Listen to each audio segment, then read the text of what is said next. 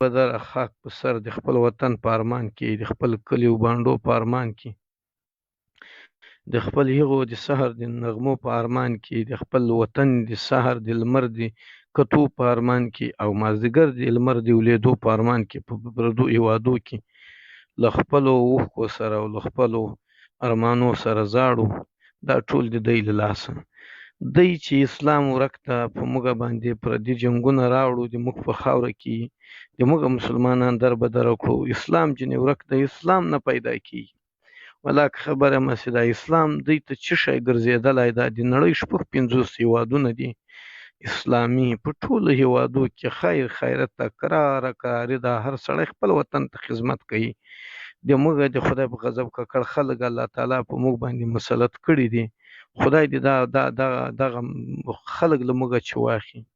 الله تعالی خو دې وشرموي لکه څو بخښنه غواړم ګورې شفاقت دانش صاحب، الله تعالی پاک موږ او تاسو ته ډېر رحم کړی د سترګې ورکړي، پښې ورکړي، عقل ورکړی، شعور ورکړی چې موږ او تاسو فکر وکړو چې موږ او تاسو وروره د عقل نه د شعور نه وروره د پسو د سترګو نه وروره د وړاندو کار اخلو، د غوږو نه د کڼو کار ته اخلو، د ژبې او تمقل پاچولی د وروره د وزې او د پسه کار اخلو. نو دلته الله تعالی پاک ګورې موږ او تاسو دلته عریضه کوو په الله پاک.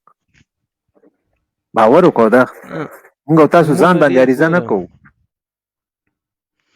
ګوره د ما د خبرې مقصد دا نه ده، د ما د خبرې اصل مقصد دا ده چې دا موږ اخر تر څو پورې دا ولس ډېر ډېر ډېر عجب ولس ته عجب خلک دي. د ولس ته سړی څه وایي چې دا ډار مات کوي. تر څو پورې به تاسې له دغو چې ډارېږئ په ډار کې هم ځانونه پرې باندې ختم کړو. په ډار کې کوم چې ته ورسېداست د یو بچی بچ سو، آیا کوم کس بچ سوی داسې څوک ځان بچ کوي هغه هم له منځه تللی ده، څوک ورور ځان ساتي هغه هم له منځه تللی ده.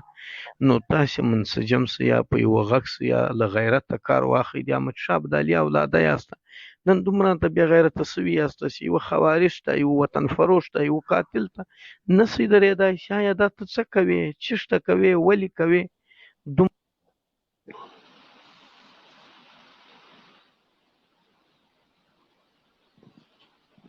شفاقت صاحب نشته دا ویډیو هم پلی که در سره چې دا ودرېږه هغه کوم نه عمله چې زه پې خبرې کوم نو دا د هغه ویډیو د هغه د خبرې وکړي د شفاقت صاحب نه پوهېږم اواز یې ورک شو.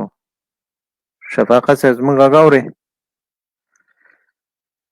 ښه شفاقت صاحب نه پوهېږم غږ یې نشته. ولې ښه ګمنام صاحب تر څو چې شفاقت صاحب راځي دا ویډیو پلی کومه تاسو پې خبرې وکوئ که اجازه مې. صحیح ده اول ویډیو پلی کړئ 1.5 ثانیې بیا زه خبرې صحیح ده.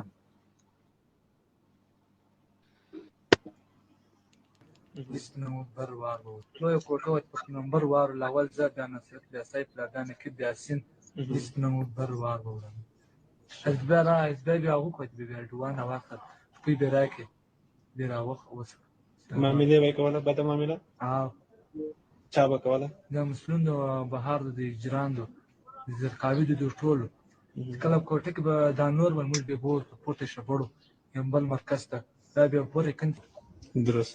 تاسو سره څو وارې بد فعل کړی دی؟